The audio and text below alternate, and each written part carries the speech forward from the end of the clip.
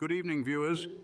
Welcome to our news segment on March 22nd, 2024, where we delve into the latest headlines with a spotlight on Ethiopia. From financial challenges to humanitarian efforts and international relations, we've got it all covered. Stay tuned as we bring you the stories that matter. Let's dive right in. Now, shifting our focus to crucial development. Today is UN World Water Day. The world reflects on the critical role water plays in peace and conflict. However, the sad reality is that water has become a weapon of war in many regions, including Ethiopia's conflict-ridden areas like Tigray and Amhara regions. As conflicts rage on, water infrastructure has become a target, exacerbating water and food insecurity. The weaponization of water, as seen in Gaza and Tigray and Amhara, has led to dire humanitarian consequences. In Gaza, clean water supplies have been cut off, contributing to a looming famine and severe health risks. Similarly, in Tigray and Amhara regional states of Ethiopia, damaged water infrastructure has resulted in a high rate of waterborne diseases, especially among children. Despite international laws recognizing water as a basic human right, attacks on water violate humanitarian principles and constitute war crimes. Yet, there is a glaring lack of accountability and action from international and regional institutions to address these violations. However, amidst these challenges, there are glimmers of hope. Initiatives like the Indus Water Treaty and the Nile Basin Initiative demonstrate that cooperation over water is possible, even in regions with historical tensions. Projects like the Arava Institute, which is an academic studies and research institute located at Kibbutz Keturah on the Israeli side of the Arava Valley, showcase the potential for constructive peacemaking through environmental and water management cooperation. As we observe World Water Day, let us not just pay lip service to water for peace, but commit to stopping the weaponization of water in conflicts. Only then can water become a catalyst for sustainable peace and prosperity for all. Moving on, IMF. IMF mission is in Ethiopia for loan discussions. Ethiopia is in the spotlight as an International Monetary Fund IMF staff mission arrives in Addis Ababa to discuss a crucial loan for the nation's economic reform agenda. The IMF has confirmed the presence of its staff mission in the Ethiopian capital, marking a significant step in Ethiopia's efforts to secure a loan of around $3.5 billion under a reform program. Ethiopia faces a looming deadline with major creditor countries after the Paris Club warned that an agreement to suspend debt payments could be voided if an IMF loan is not secured by March 31, 2024. The IMF loan is seen as crucial for Ethiopia's economic stability, especially after the country defaulted on its $1 billion Eurobond last December, becoming the third African nation to default in recent years. As discussions unfold between Ethiopia and the IMF, the outcome of these talks will have significant implications for the country's financial future. Moving on, CBE, Ethiopia Bank Glitch, challenges in financial stability. In a recent development, the state-owned Commercial Bank of Ethiopia, CBE, faced a major technical glitch that has sent shockwaves through the financial sector in Ethiopia. The glitch allowed customers to withdraw more money than they had, leading to reports of over 2.4 billion Ethiopian birr, $42 million in losses, although the exact amount remains disputed. CBE's president, Abe Sano, has announced legal action against those who do not return the excess funds, emphasizing the traceability of digital transactions. Human rights activist Getachew Tamare has suggested a wider issue, pointing to government interference in the bank's operations as a factor contributing to the glitch and overall instability. The incident raises concerns about the safety and maturity of Ethiopia's banking sector, particularly as the government aims to attract more foreign investment. CBE's technical glitch highlights broader challenges and complexities within Ethiopia's financial landscape, prompting questions about regulatory oversight and investor confidence. CBE deadline, ensuring financial accountability in Ethiopia. In another financial news update, the state-owned Commercial Bank of Ethiopia has set a deadline for individuals who illegally withdrew large sums of money during the recent technical glitch to return the funds or face legal consequences. The bank reported a significant loss of approximately 2.4 billion birr, over $42 million, due to the glitch on March 16th, which allowed unlimited withdrawals and transfers for about 3 hours. Most unauthorized withdrawals were allegedly carried out by university students, prompting the bank to reach out to educational institutions for cooperation in recovering the lost funds. The bank has announced plans to publish names and images of perpetrators and has set a deadline for clients to return the funds by Saturday, March 23, 2024, resorting to legal action for non-compliance.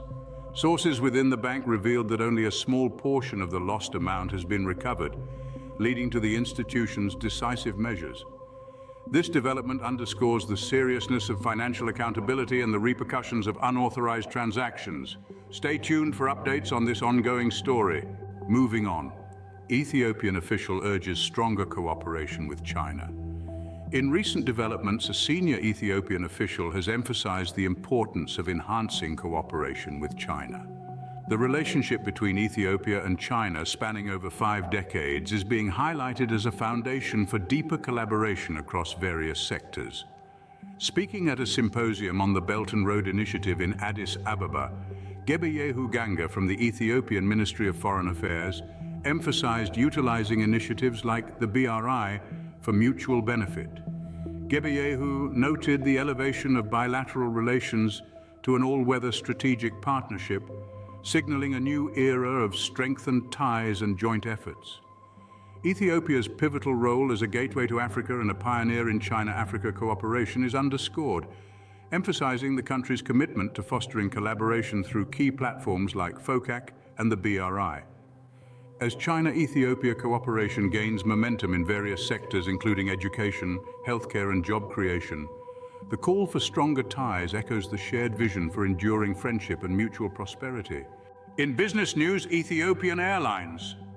Ethiopian Airlines is getting overwhelming response in Pakistan. Ethiopian Airlines is making waves in Pakistan, receiving an overwhelming response from travelers. Ethiopian ambassador to Pakistan, Jamal Bekir Abdullah, visited the Islamabad Chamber of Commerce and Industry, discussing ways to enhance cooperation between the two countries' trade bodies. During the visit, Ambassador Jamal highlighted the success of Ethiopian Airlines in Pakistan, noting plans for expansion to Islamabad and Lahore due to the strong demand.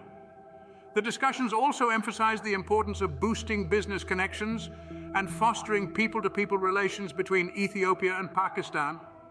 With ongoing efforts in economic diplomacy and upcoming trade delegations, both countries aim to strengthen ties and promote grassroots-level connections. Moving on, Mary's Meals provides hope in Ethiopia's troubled Tigray region. In humanitarian news, amidst crisis and conflict, Mary's Meals continues to be a beacon of hope for the children of Tigray, Ethiopia. Mary's Meals, a Catholic-inspired charity, has been providing vital support to children in Tigray through school feeding programs, ensuring they receive nourishment even in the face of adversity. Despite the challenges posed by the COVID-19 pandemic and armed conflict, Mary's Meals and its partners remain steadfast, delivering essential aid to over 30,000 displaced individuals and doubling their feeding capacity to 45,000 children. With Tigray facing severe drought and hunger, Mary's Meals' efforts are critical in preventing further suffering and loss of lives. Mary's Meals' commitment to nurturing resilience and restoring dignity in Tigray underscores the urgent need for global support to address the humanitarian crisis in the region. Moving on, Reporters Without Borders, RSF, condemns Ethiopia's persecution of media. Reporters Without Borders has strongly condemned Ethiopia's ongoing persecution of media outlets covering the conflict in the Amhara region, highlighting the case of Ethio News, a YouTube channel forced to shut down last November. RSF reports that Ethio News, with 190,000 followers, was shut down following the arrest of one of its founders, Bele Manaye. The channel's co-founder and deputy editor, Belete Kasa Mekonnen, has now fled the country, fearing for his safety. Belete revealed in a letter posted on the Amhara Association of America website that a warrant had been issued for his arrest, and he had been under surveillance with security agents asking about him. Sources indicate that Bele Manaye, detained at Awash Arba military camp, suffered injuries during a sandstorm and has not received proper medical care. Reporters Without Borders strongly condemns these actions, highlighting the importance of independent media in conflict zones and calling for the release of detained journalists. The situation underscores the challenges faced by journalists reporting on sensitive issues and the crucial role of organizations like Reporters Without Borders in defending press freedom worldwide. As we move to foreign policy issue, we found Washington's One Somalia delusion. Washington's foreign policy stance on Somalia is sparking debates over propping up an ineffective regime amidst regional complexities. In a recent forum, experts highlighted the potential benefits of granting Ethiopia naval access on Somaliland's coastline, emphasizing its impact on regional security and economic prospects. However, the US government's response has been critical, raising questions about the administration's priorities and diplomatic strategies in the Horn of Africa. The Assistant Secretary of State for African Affairs reiterated support for Somalia's sovereignty, despite ongoing governance challenges and criticisms of its legitimacy. To understand this dynamic, we delve into the historical context between Somaliland and Somalia, tracing their divergent paths since the early 1990s in a separate video. But for today, here is a summary of their divergent paths. Somaliland has maintained stability, democratic governance, and successful elections, contrasting Somalia's ongoing security struggles, terrorist threats, and governance issues. The United States' recognition and support for Somalia's regime are under scrutiny, especially concerning terrorism, diplomatic ties, and regional stability. The extent of the Mogadishu regime's diplomatic allegiances, including recent engagements with Russia and China, raises questions about Washington's alignment with a regime facing internal and external challenges. Critics argue for a more realistic and effective approach, considering regional dynamics, Somalia's internal complexities, and the evolving landscape in the Horn of Africa. As debates continue on Washington's One Somalia stance, experts call for nuanced strategies that prioritize regional stability, security cooperation, and diplomatic engagement. Moving on. Op-ed analysis on foreign policy challenges in the Horn of Africa. In today's op-ed analysis by Dr. Suleiman Walhad, the Horn of Africa states face critical challenges due to failures in their foreign policies. Dr. Walhad likens international relations to navigating traffic, emphasizing the need for countries to keep to your lane to avoid collisions. He criticizes amateurish political decisions that have harmed the region. The UAE's actions in maintaining divisions among Somali regions and influencing agreements with Ethiopia draw scrutiny. Dr. Walhad questions the UAE's motives and impact on regional stability. Somalia's missteps in joining the Arab League and East Africa community without cultural or strategic alignment are highlighted, reflecting broader foreign policy challenges in the region. Dr. Walhad concludes by urging a re-evaluation of foreign policies to foster regional unity and successful international relations for the Horn of Africa states. We will explore Dr. Walhad op-ed analysis part 2 in another video. Uganda. As we turn our attention to Uganda, President Yoweri Museveni has made a significant move that has sparked widespread discussion and speculation. The Ministry of Defense and Veteran Affairs announced late Thursday that General Muhoozi Kainerugaba, the president's son, has been appointed as the Chief of Defense Forces. This promotion comes amid growing concerns that President Museveni is grooming his eldest child for the presidency, after nearly 4 decades in power. General Muhoozi's rapid rise through the ranks of the Ugandan army since the late 1990s has led to the nickname Muhoozi Project. Despite denying claims of eyeing the top job, his recent activities, including holding rallies and launching non-partisan initiatives, have raised eyebrows. While some view this as a potential opportunity for a peaceful transfer of power, critics argue that it may lead Uganda towards hereditary rule. The government's past crackdown on discussions about Muhoozi's succession hints at the sensitivity of the topic. As a high-ranking military official, Muhoozi's public statements, including a recent controversial remark about defending Moscow, have caused diplomatic tensions. President Museveni, however, has defended his son's capabilities, emphasizing his role as a very good general. The appointment of General Muhoozi to Army Chief signals a potential transition in Uganda's leadership, setting the stage for a pivotal period in the country's political landscape. That's all for now. Thank you for joining us as we explored today's headlines news focusing on Ethiopia and the Horn of Africa. Before we sign off, we want to hear from you. Don't forget to subscribe to our channel for more insightful news updates like this video if you found it informative, and share your thoughts in the comments below. Your engagement and feedback are invaluable to us.